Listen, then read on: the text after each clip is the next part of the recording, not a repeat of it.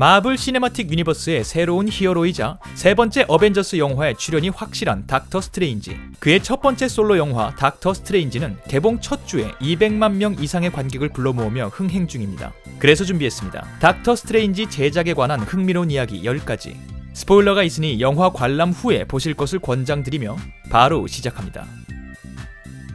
선택받은 자.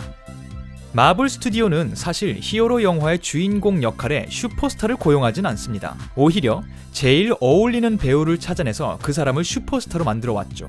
닥터 스트레인지를 만들 때 역시 마블 스튜디오는 누가 이 역할에 제일 어울릴까를 고민했는데 공교롭게도 가장 어울리는 배우가 바로 영국 드라마 셜록으로 유명세를 떨친 뒤 최근 헐리우드에서 가장 활발하게 활동하고 있는 슈퍼스타 베네딕트 컴버배치였다고 합니다. 그런데 베네딕트가 이 역할을 거절했죠. 이미 계약을 마친 다른 스케줄과 이 영화의 제작 스케줄이 맞지 않았기 때문이었는데요. 이런 경우 당연히 일정이 맞는 다른 배우들을 캐스팅하는 게 일반적인데요. 마블 스튜디오의 수장 케빈 파이기는 이에 관해서 이런 인터뷰를 했습니다. 아니 베네딕트 컴버배치가 자꾸만 더 유명해지고 더 바빠지는 거예요.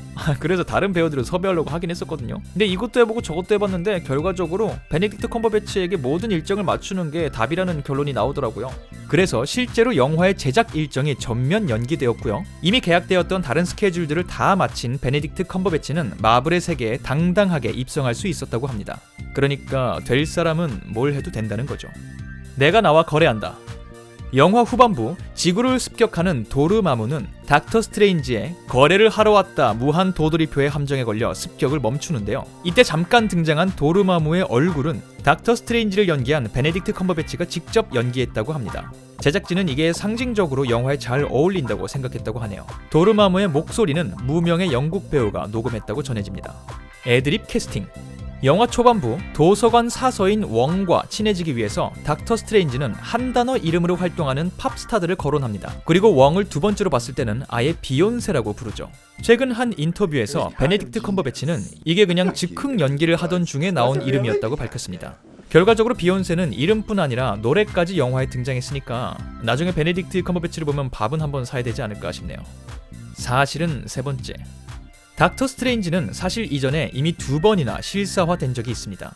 1978년 미국 TV 채널 CBS에서 닥터 스트레인지의 드라마화를 위해 1시간이 넘는 파일럿 프로그램을 편성했던 적이 있고요. 1992년에는 아예 영화화가 진행되어서 개봉된 적이 있습니다. 물론 두 프로젝트 모두 실패했습니다. 아니라면 우리가 이 작품들을 알고 있을 테니까요.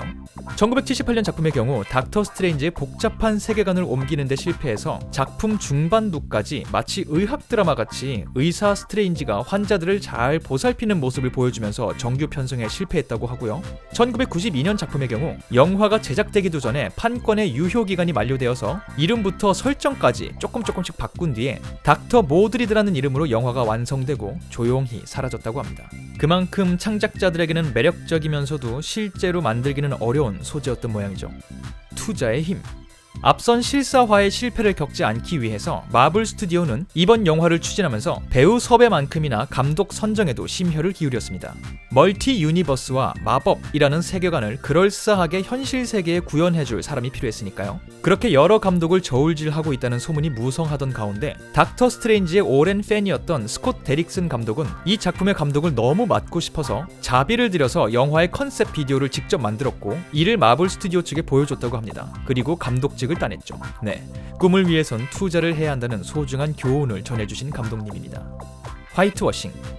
배우 틸다 스윈튼이 카리스마 있게 연기해낸 에인션트 원은 사실 원작에서는 티베트인 남성 노인입니다. 하지만 이 중요한 캐릭터를 백인 여성이 연기한다고 했을 때 동양인 캐릭터를 백인이 연기하는 이른바 헐리우드의 화이트워싱이 또다시 행해진 것 아니냐는 비난이 있었는데요. 이와 관련해서 마블 스튜디오는 다양성을 추구하기 위한 결정이었으며 영화 속 에인션트 원은 티베트인이 아니라 켈트족 출신이라고 설정을 바꾸었기 때문에 화이트워싱이 아니라고 밝힌 바 있습니다. 하지만 영화의 각본에 참여한 한 각본가가 티벳인 캐릭터가 나오면 티벳과 정치적으로 민감한 중국 시장에서 흥행하지 못할 것 같았기 때문에 설정을 바꾼 거였다라는 인터뷰를 하면서 또 다른 논란을 불러왔죠. 이 각본가는 후에 여러 매체를 통해서 자신의 발언은 마블의 입장이 아니라 철저히 혼자만의 생각이었다고 밝혔지만 이미 뒤숭숭해진 분위기를 잠재우기에는 충분하지 않았던 바가 있습니다. 베네딕트들. 영화 닥터 스트레인지에는 두 명의 베네딕트가 출연합니다. 베네딕트 컴버배치와 베네딕트 웡이죠. 근데 이 베네딕트 웡이라는 배우가 맡은 영화 속 역할은 웡이라는 캐릭터입니다. 그러니까 이 영화에는 베네딕트랑 베네딕트가 출연을 하는데 그중에 웡 역할을 맡은 베네딕트 웡의 실제 성이 웡이라서 이 베네딕트는 자신의 이름으로 영화에 출연을 하는 그런 베네딕트가 되었다라는 그런 사실도 있습니다. 인간사 세옹지마. 영화에서 닥터 스트레인지의 조력자로 등장하는 크리스틴 팔머는 국내에서 노트북, 어바웃 타임으로 유명한 레이첼 맥아담스가 연기했습니다. 사실 레이첼 맥아담스는 기네스 펠트로가 연기했던 아이언맨의 여자친구 페퍼 포츠 역할의 캐스팅 1순위였던 배우인데요. 당시에 본인이 그 역할을 거절했던 과거가 있기 때문에 이제 와서 마블 코믹스 영화에 출연한다는 사실이 사람들의 이목을 끌기도 했죠. 이와 관련해서 레이첼 맥아담스는 당시 그 역할에 완전히 몰입할 수 없을 거라고 생각해서 거절했다고 한 인터뷰에서 밝혔는데요. 본인이 거절했던 역할이 마블의 여러 영화에서 활약을 했고 시간이 흘러 본인도 마블 영화에 출연하게 된 지금 과거 자신의 선택에 관해 어떻게 생각하고 있을지 궁금하네요. 사람 일은 정말 모르는 거라는 거죠. 핑크 플로이드. 닥터 스트레인지가 끔찍한 차 사고를 겪기 전 차에서 흘러나오는 음악은 유명한 미국의 밴드 핑크 플로이드의 인터스텔라 오버드라이브입니다. 흥미로운 점은 핑크 플로이드의 2집 앨범 자켓에 닥터 스트레인지가 등장한다는 사실이죠. 이 희미해 보이는 앨범 커버를 잘 보면 닥터 스트레인지의 코믹스의 이미지를 활용해서 만들어졌다는 사실을 알 수 있습니다. 그래서 영화에 핑크 플로이드의 음악을 등장시켰을까요? 조금 더 흥미로운 사실은 이 커버가 사용된 2집 앨범에는 영화에 나오는 인터스텔라 오버드라이브가 수록되지 않았다고 합니다. 네, 이 앨범은 아무리 들어도 쓸 음악이 없었나봐요.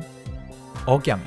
배우 베네딕트 컴버배치에게 빠져들게 되는 요소 중에는 물론 잘생김을 연기하는 그의 외모와 연기력도 있지만 듣기만 해도 머리가 좋아지는 것 같은 그의 똑부러지는 영국 억양도 포함됩니다. 하지만 이번 닥터 스트레인지에서 뭔가 기존의 베네딕트 컴버배치와는 다른 느낌을 받으셨다면 그건 이번 영화에서 그가 미국 억양을 사용했기 때문입니다.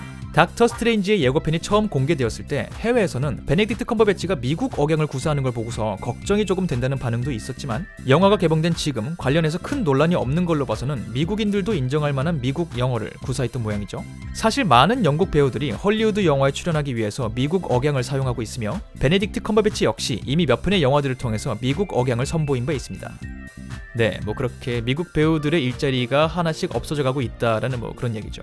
네, 간단하게 닥터 스트레인지 제작에 관한 흥미로운 이야기들을 살펴보았습니다. 부디 이 영상이 영화를 보신 분들께 흥미롭게 다가갔길 바라며 그리고 지금 떠오르는 이 구독 버튼은 핸드폰으로 유튜브를 보고 계신 분들도 클릭할 수 있는 버튼이니까 뭔가 좀 마음에 든다 싶으시면 이 구독 버튼을 눌러주시고 이 아이가 영상을 올릴 때마다 보고 싶다 싶으시면 종 모양을 클릭하셔서 알람을 받아보실 것을 추천드립니다. 네, 좋은 하루 보내시라고요. 그런 말이었습니다. 저는 다음번 다른 영상으로 돌아오도록 하겠습니다. 감사합니다.